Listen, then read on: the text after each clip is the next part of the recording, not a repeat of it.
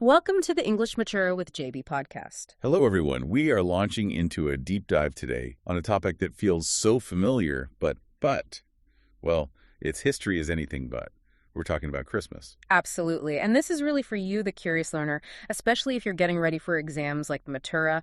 We want to go way beyond, the usual carols and presents. We've pulled together a really fascinating stack of sources. We've got everything from ancient Roman texts to modern advertising history, all to uncover the real stories behind this holiday. Exactly. The mission here is to really understand it, to see how the date, the traditions, even the face of Santa Claus were all shaped by things like history, politics, and some very old mythology. Think of it as your guide to being the most interesting person at the holiday dinner table. I like that.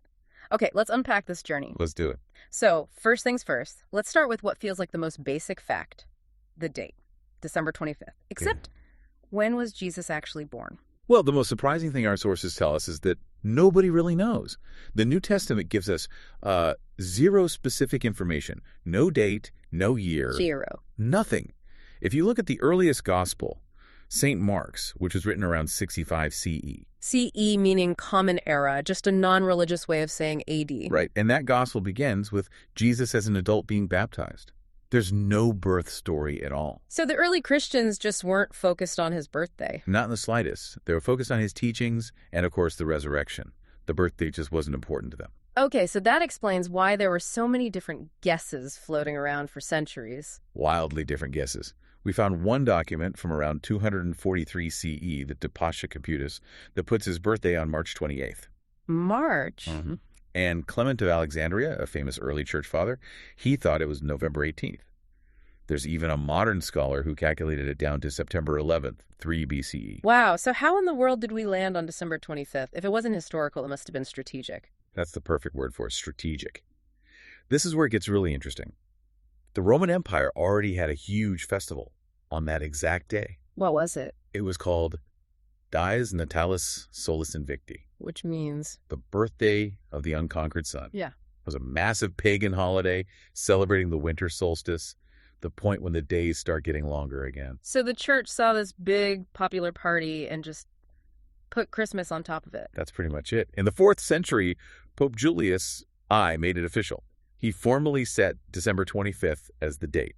The logic was, if you can't beat them, join them, and then rebrand the whole thing. It's easier to redirect all that celebratory energy than to just ban it. Exactly. But this calendar stuff still causes differences today, right?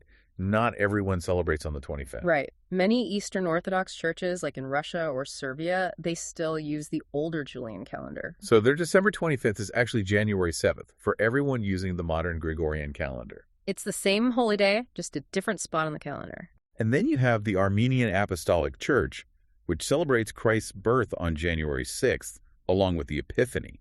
It just shows how the December 25th date was really a 4th century choice, not a fact set in stone. Okay, so speaking of those Roman celebrations, if Christmas was layered onto an existing party, what was that party actually like? I'm guessing it wasn't quiet family dinners. Oh, not even close. The festival is called Saturnalia, and it ran from December 17th right up to the 25th. Our sources describe it as basically a week of sanctioned lawlessness. Lawlessness? What does that mean? It means the courts were closed. You couldn't be punished for damaging property or, getting into fights. It was a total social reversal. That sounds chaotic and a little terrifying. It could be. But the end of the festival is where things get really dark. How so? Well, sometimes on December 25th, the festival would end with the ritual murder of a chosen victim. Wait, a human sacrifice on Christmas Day? Yes. This person was called the Lord of Misrule. Oh. Often it was a criminal or a captive. The Romans believed that by destroying this figure, they were symbolically destroying the forces of darkness and helping the sun to return. Wow. That gives a whole new meaning to the dark days of winter. So the early church wasn't just co-opting a date, they were trying to transform that. And they really struggled. For centuries, Christmas in Europe was anything but holy. Historians describe it as being full of heavy drinking, sexual indulgence. I think I read about public naked singing. Yes, which was, believe it or not, the ancestor of modern caroling. That is just incredible. It makes perfect sense then why some later religious groups would look at all this and just say, nope, this is not for us. Enter the Puritans. They saw the holiday as completely corrupted by its heathen roots and its ties to the Catholic Church. And they didn't just complain about it, they actually banned it. They did.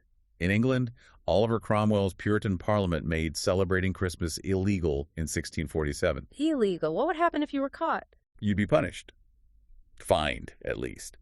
The ban wasn't lifted until 1660 when the monarchy was restored. And it was even worse in America, right? Oh, yeah.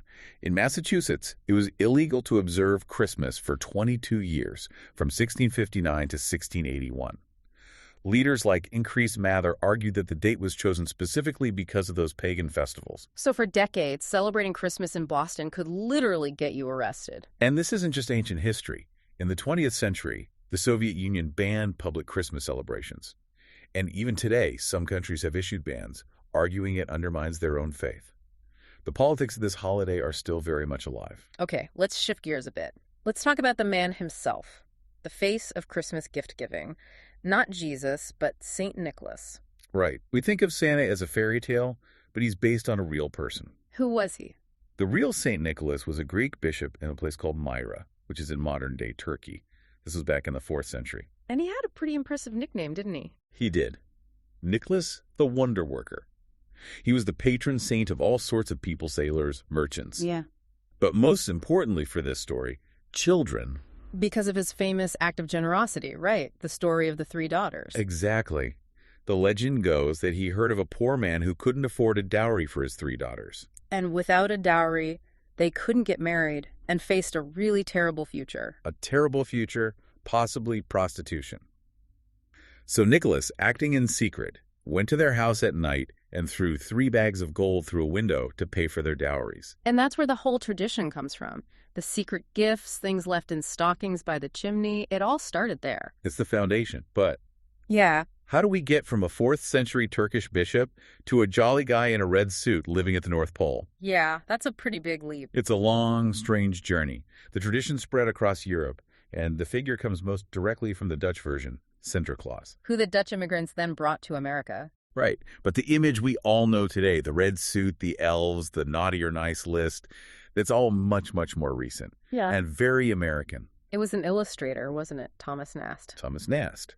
Between the 1860s and 1880s, he drew thousands of cartoons that basically invented Santa Claus as we know him. He's the one who gave him a home at the North Pole. A workshop full of elves. Yep. And he created that key idea that Santa has a list and checks it twice.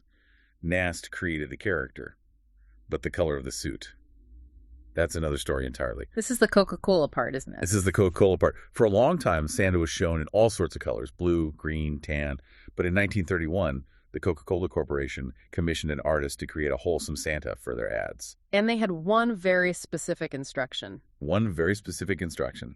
The artist, Haddon Sundblom, was told to use Coca-Cola Red. So a soft drink company is literally the reason Santa wears red. It's a perfect example of how a commercial decision can create a global icon that completely overshadows the real history. Unbelievable. Okay, let's talk about some of the other things we see everywhere at Christmas, like the tree. This also have pagan roots, right? Deep pagan roots. Yeah. Long before Christianity, people in Europe especially revered evergreen trees. In the middle of winter, when everything else looked dead, the evergreen was a symbol of life. So they would bring them inside. They'd bring them inside and decorate them. It was a way to, celebrate life and maybe ward off some evil spirits. The church later adopted it and gave it a Christian spin, but the custom is much older. What about putting lights on the tree? That tradition is usually credited to Martin Luther, the German Protestant reformer, in the 16th century. What's the story there? The legend says he was walking home one night and saw the stars twinkling through the branches of a fir tree. He was so moved by it that he put a tree in his house and put candles on it to recreate the image for his family. Which sounds beautiful, but also like a huge fire hazard. A massive fire hazard. Electric lights didn't come along until 1895. So Germany gave us the custom. How did it spread everywhere? We can thank the British royal family for that. Queen Victoria's husband, Prince Albert, was German. In the 1840s, he brought the tradition to Windsor Castle. And once a picture of the royal family with their tree was published, everyone wanted one. It spread like wildfire through Britain, America, and the rest of the world. And here's a fun fact for you learners.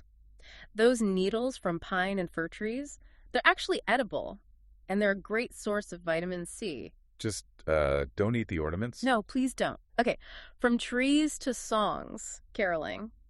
You said it started with naked singing. Well, it evolved from an old English custom called wassailing. Wassailing, I love that word. It comes from an Old Norse phrase, vis hael, which just means be healthy. People would go door to door with a big bowl of spiced ale, singing and offering a drink to their neighbors for good health. So it was a loud, public, boozy blessing. Pretty much. And that brings us to another ancient tradition, the Yule log. This one goes back to the Druids, doesn't it? It does. Yule was the ancient 12-day winter festival.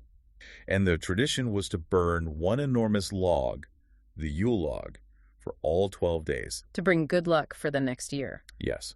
And sometimes they would save a little piece of the burned log to light next year's fire, kind of carrying the good luck forward. Before we wrap up, we have to mention some of the weirder traditions from around the world. In Norway, on Christmas Eve, something disappears from every house. Brooms.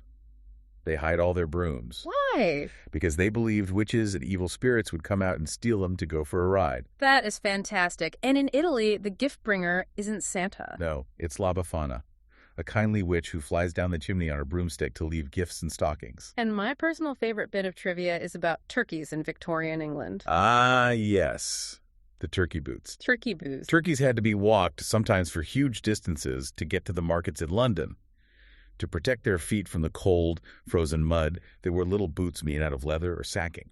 An image I will never forget. Me neither. So we've covered a huge amount of ground here. We've gone from a date that was basically a strategic guess to override a chaotic Roman party. Through actual government bans on the holiday, and all the way to a Santa Claus whose suit color was decided in a corporate boardroom.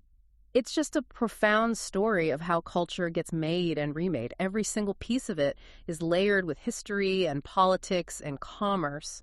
And for you, the learner, knowing all this changes everything. You're not just looking at a Christmas tree anymore. You're seeing pagan rituals, the Protestant Reformation, and the influence of the British monarchy all in one object. It connects a symbol holiday to these massive historical movements. You're not just celebrating, you're understanding the mechanics behind it all. We see how old customs, like the Yule log, get woven into new holidays until their original meaning is almost completely gone. Which leaves us with a final thought for you to chew on. Think about it. 500 years from now, what modern Christmas custom that we all take for granted, maybe a specific movie we all watch, or those inflatable decorations for the yard? Or a Mariah Carey song. Or a Mariah Carey song? What do you think people will still be doing, having totally forgotten where it came from or that it started as, just a product? It's a fascinating question about what lasts and why. We hope this deep dive helps you look around this holiday season and see all that history hiding in plain sight. Thank you for joining us for this deep dive into the history of Christmas.